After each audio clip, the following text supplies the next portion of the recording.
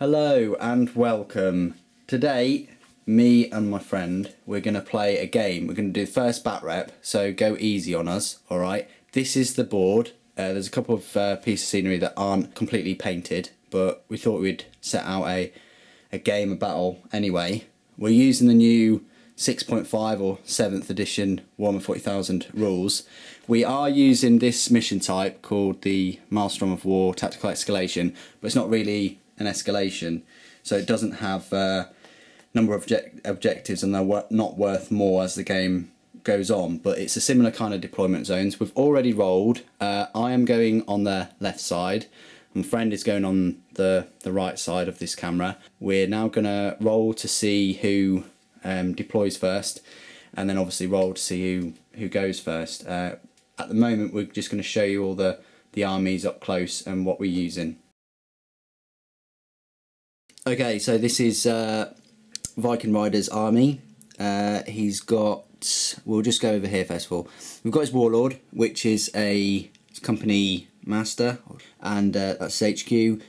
A lot of these, it's not WYSIWYG, so he's actually just armed with like a chainsaw, but he does have the combi plasma gun on his back. He doesn't have any other upgrades like artificer armor or anything like that. So that's his Warlord, that's his HQ. We've got another HQ unit here, which is this Librarian. I think he's a Psyker, Master Level 1. He does have his Force Sword, obviously, so he needs to roll on his Psychic powers to see what he gets. He's joined by like a 5-man tactical squad, but the Flamer is just a bolt gun, but missile launcher's missile launcher.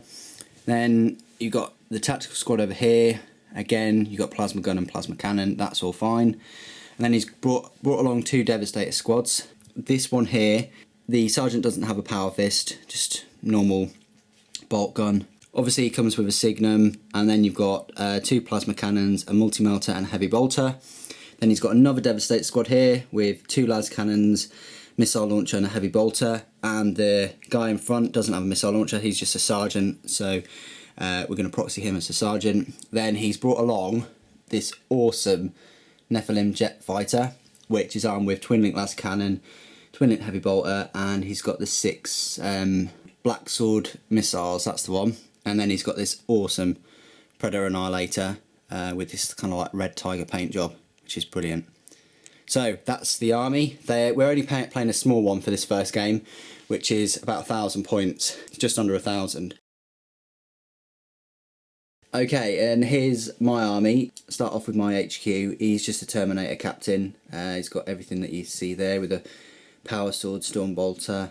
So he's going to be my Warlord. I've got a 5-man squad of scouts. They're all got sniper rifles and missile launcher. I've got a 10-man tactical squad there with I think there is a melter gun in there and a plasma cannon.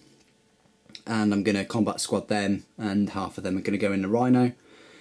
I've got another 10-man tactical squad with a plasma cannon and a flamer, and they're just going to be on foot. And then I've got my anti-air against his jet fighter, which is the Stalker tank. I've chosen that over the Hunter. We'll see how that does. He's not finished painted, but he's tabletop worthy, he's fine. And then I've got an actual Imperial Knight Titan, seeing how he fares up against the other army. I haven't used him yet, so I want to see how he does and see what happens. So that's my 1,000-point army. As I said again, just a small army. So here we are. We've all set up the board and the armies. I set up first so that I could go first because I won the roll off. The primary objective in this mission is the tactical objectives. There are 6 of them. We've decided to have them only as 1 point each. That'll give us more points for hopefully the Slay the Warlord, Line Breaker, and First Blood. So I'll just show you where the markers are. This is your typical Citadel Realm of Battle board, with the 6 tiles. First objective here, where I've deployed these scouts, you can see is in this little jungle, kind of like a teleport beacon that they need to hold on to. There's one over here on this defence line, just ammo crate. There's a piece of crashed land speeder there, that's another one. And then you've got a piece of broken track there near that crater. you've got some kind of missile, a nuclear warhead, I don't know, that's over there. And then over in the far corner, you've got another kind of like teleport beacon. So they're the 6 objectives. That's the primary objective, to get us as many, to hold onto as many of those as possible. The secondary objectives are, you know, like line breaker and slay the warlord and things like that. So I'll just show you my deployment. I've put the Imperial Knight Titan there to directly face over the majority of the force. I've done combat squads, or combat tactics, whatever you want to call it, and I've put 5-man tactical squads with the HQ, the warlord. I've got another 5 marines there, another 5 marines there. I've got the stalker all the way back here, and all the way over here I've got the scouts and the rhino. On Viking's side, he's got a squad there just on the hill. He's got his Predator Annihilator, and he's got quite a large squad of marines there. He's got some Devastators on the very highest point of that building, and then he's put another squad in that jungle. Okay, so we've just rolled warlord traits. Viking on the right hand side of the field there, he's got the hold at all costs warlord trait, which basically means that any Dark Angels units that the warlord's within has feel no pain special rule whilst they're within 3 inches of an objective. So that's going to be quite useful. My warlord trait was Rights of War, which means any friendly unit within Space Marines, so any kind of Space Marine on the table on my side, uses his leadership instead for all morale checks within 12 inches. So he didn't seize the initiative, so it's my go first. Okay, so that is the end of my turn, my first turn. On the warp charge I rolled a 3. I moved the middle squad up a bit, left the Knight Titan where he was, moved the Rhino up. In the shooting phase, fired everything I could. I fired a missile launcher at the tank, my plasma cannons were out of range.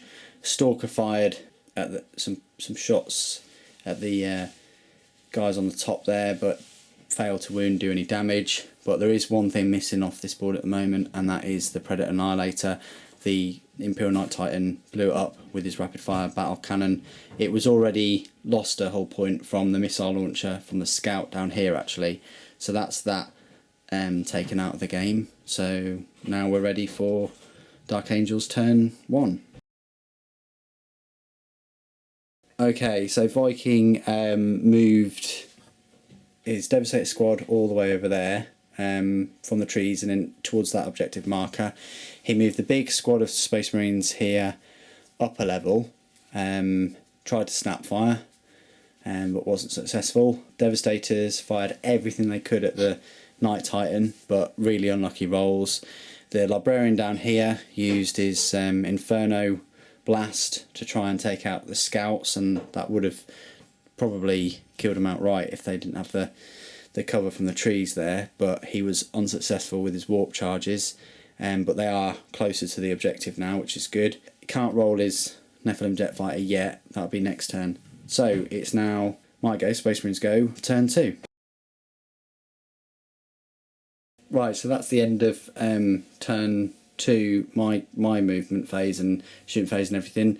I moved the Rhino here forward a bit, moved the troops out, they fired.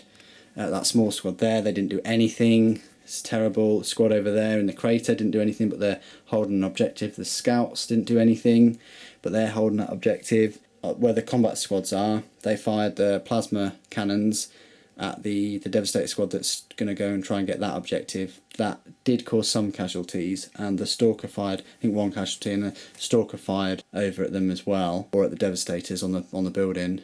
The biggest thing that happened though was the Knight Titan. It fired its rapid fire battle cannon and wiped out basically the squad of Devastators on the top of that building. That was all my turn. No assaults to be made or anything like that. So now we move on to Dark Angels turn 2.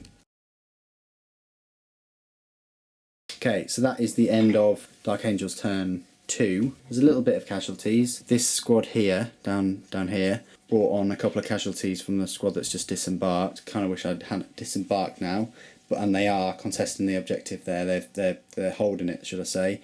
Scat and the Devastator, the lone Devastator, tried to shoot at the at the squad down there. Didn't manage to do much, but the plasma cannon did manage to shoot down and cause some casualties and a wound on the warlord, which is good. But you've still got the squad in there. Over on the other side, the Nephilim jet fighter moved in. And tried to fire at the Night Titan because they're quite vulnerable to flyers. Wasn't able to get any shots that would damage it though. So now it's Space Marines turn 3. So that's the end of my turn 3 of Space Marines turn 3. What happened was this squad moved up a bit. The Rhino moved, took some shots at the Space Marines in the building. They didn't do much damage to the Dark Angel squad down here. Warlord kind of squad stayed holding that objective. Scouts stayed holding their objective. I moved the Night Titan that way, but and blew up quite a few troops in the large building. The other two squads and the Stalker, well, the Stalker hit the Nephilim, almost brought it down, but it was saved because it chose to jink. So that stays in the air for a little while, but can't really do much more. And that is the end of turn 3. So now it's going to be Dark Angel's turn 3.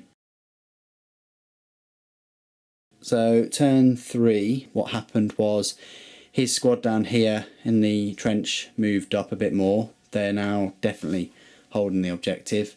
He moved his squad from the building up on the right, down a couple of floors.